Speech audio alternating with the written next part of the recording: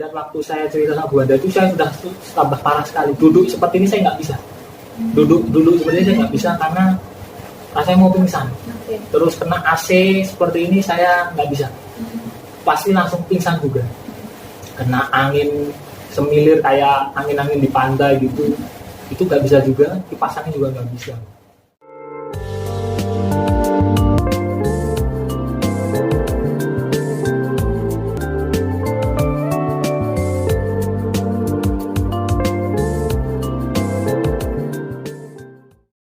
Ya pemirsa, di samping saya sudah ada pasien kedua ya dalam episode kali ini. Nah, untuk tahu kisahnya kita dengarkan cerita dari Mas siapa namanya?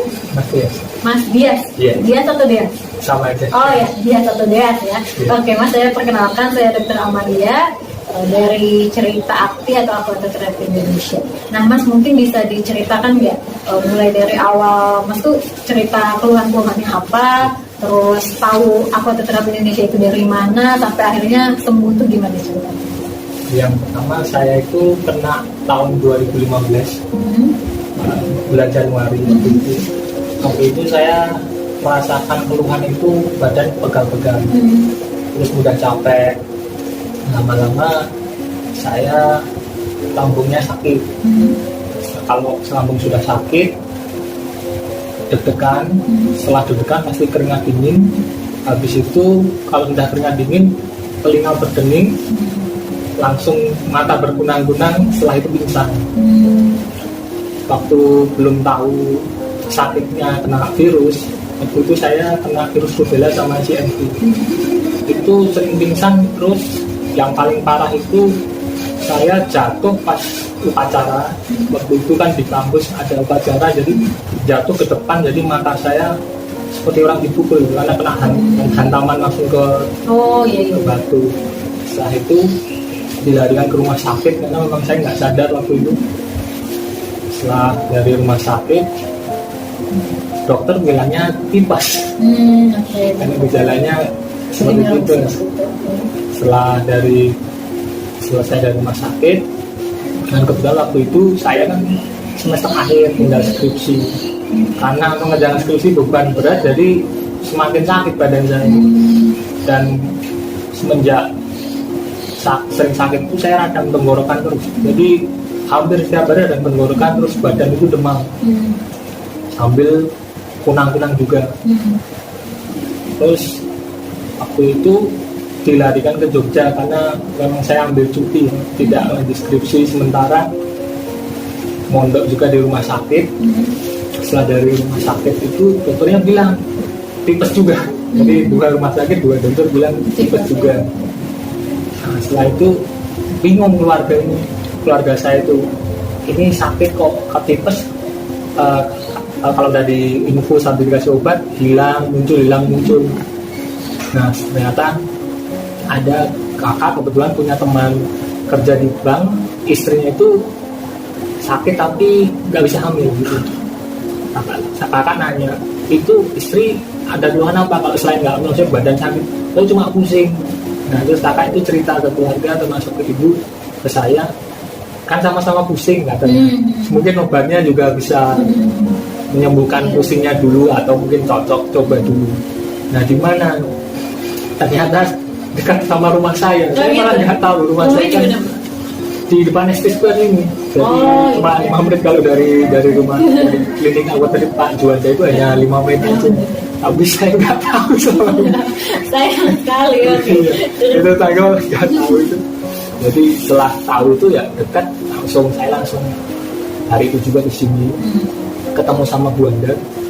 Saya ceritakan keluhannya, dan waktu saya cerita sama Bu Anda itu saya sudah tambah parah sekali. Duduk seperti ini saya nggak bisa. Duduk seperti ini saya nggak bisa karena rasanya mau pingsan. Terus kena AC seperti ini saya nggak bisa. Pasti langsung pingsan juga. Kena angin semilir kayak angin-angin di pantai gitu, itu nggak bisa juga. Kipas angin juga nggak bisa karena saking parahnya. Udah nggak ke dokter juga kan. Terus Bandar, akhirnya sama Bandar besok itu pas kebetulan hari Sabtu ada seminar, terus ketemu sama Pak Juanda. Ditanya sama beliau pertama kali, Wah, Masnya ini keluhannya banyak sekali. Masnya ini umurnya berapa? Waktu itu kan saya 2015 itu umur saya 26. Saya bilang, ini baru pertama kali. Ya udah, langsung aja Mas ke ketemu sama Pak Hasan. Waktu itu sama terapis sarafnya. Dari Pak Hasan bilang sama saya waktu itu, Mas, ini kalau saya lihat dari sarafnya ini memang parah sekali ya. Pak Hasan tanya sama saya, oh iya Pak, keluhan saya banyak. Ya udah Mas, insya Allah sembuh. Tapi yang penting minum obatnya sama terapi saraf, sama yakin aja sembuh, doa. Waktu saya minum 3 bulan, dan kebetulan karena saya salah satu pasien yang memiliki keluhan paling banyak selama ini, sampai satu kertas itu penuh ya? Depan sama belakang. Itu Bu Ada tuh menyarankan saya untuk konsumsi dosisnya itu 2 kali lipat, yang harusnya 120 ml jadi 240. Ya boros juga. Jadi dalam 1 bulan saya mengonsumsi 5 botol sama 6 botol ya. 6 botol termasuk sama madunya itu. Selama saya minum bulan keempat, dari bulan pertama sampai bulan keempat, itu keluhan saya yang pingsan itu udah hilang, tapi masih pusing, masih kunang-kunang, terus telinga berdenging, sama masih nggak kuat dingin AC gitu. Dan yang lain juga belum bisa duduk lama. Menginjak ke 1 tahun saya udah bisa duduk lama, tapi kalau untuk berdiri lama saya belum bisa. Jadi masih sempoyangan pusing gitu. Keluh kunang-kunang juga udah nggak ada, cuma tinggal pusing, terus keringat dingin sama deg-degan, cuma itu aja. 2 tahun pengobatan ya? 2 tahun pengobatan, dan itu mengonsumsi setiap bulan sama 5 sampai 6 botol selama 2 tahun itu. Setelah itu alhamdulillah sudah sembuh, tapi saya masih kadang-kadang masih minum obat untuk stamina aja. Jadi ibaratnya tidak langsung meninggalkan, tapi masih ada minum, tapi tidak sebanyak dan dosisnya dan Jadi waktu awal pengobatan di Apotek Terapi Indonesia ini cek lab dulu kan tentunya. Nah, itu hasil labnya gimana tuh? Saya virus CMV-nya hanya 19. Nah, 19 ya. Rubellanya hanya 22. Dan pasien yang lain waktu pijat itu bertanya, Mas, saya 500 saja keluhannya tidak sebanyak. Ya saya bilang, ya hanya bisa menjelaskan ya Pak Juanda. Kalau saya pribadi sebagai sesama pasien, yang saya rasakan ya semua itu. Terus pasiennya kaget gitu. Itu berarti rubella sama CMV yang positif ya. IgG-nya. IgG dan IgM. Oh, dua-duanya. Ya, jadi pemirsa memang kasus infeksi tox ini dia ada pada orang itu bisa berbeda-beda gitu dampaknya ya. Ada yang menyerang misalnya pada syaraf, ada yang pada sistem reproduksinya, dan ada juga yang misalnya tidak menimbulkan gejala sama sekali, ya kan? Misalnya ada orang dia tiba-tiba keguguran, padahal sebelumnya nggak ada tuh keluhan-keluhan kayak misalnya kayak Mas tadi kan ada sering pingsan kayak gitu. Nah itu bisa jadi memang dia imunnya lebih kuat, ya kan? Misalnya pada imunnya lebih lemah, dia dengan titer rendah pun dia akan menimbulkan gejala. Jadi pada intinya sih tubuh setiap orang itu bisa berbeda-beda dampaknya seperti itu. Jadi kalau sekarang udah nggak ada keluhan ya Mas? Sekarang paling kalau kecapean aja. Kecapean aja ya. Cuma itu pun di perut aja, tapi nggak separah dulu. Dan Mas udah bisa beraktivitas olahraga, udah bisa ada normal. Oke. Kalau itu kan tahun 2015. Iya. Nah dari tahun 2015 ke belakang itu ada nggak sih keluhan-keluhan seperti ini? Nggak pernah ya? Nggak pernah sama sekali. Dan sakit, saya nggak pernah masuk rumah sakit sebelumnya. Jadi keluarga juga setelah kaget gitu. Maksudnya habis dari sakit parah, terus sampai pingsan, dan masuk rumah sakit sampai 3 kali. Itu jadi semua keluarga bingung sebenarnya sakit apa. Ya, tapi kalau riwayat di keluarga misalnya ibu atau bapak ada keluhan yang sama nggak? Atau ibu pernah mengalami keguguran atau gangguan pada saat hamil gitu? Setahu saya nggak ya. Nggak ada penyakit sama sekali.